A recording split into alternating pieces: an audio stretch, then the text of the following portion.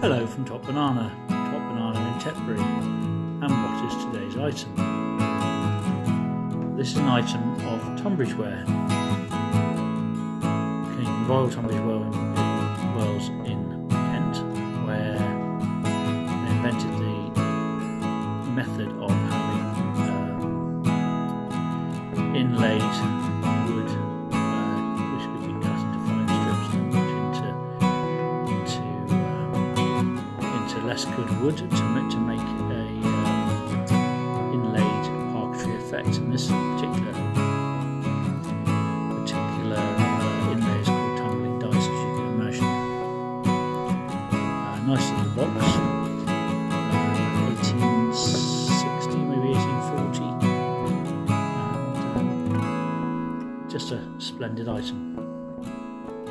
Lovely colour.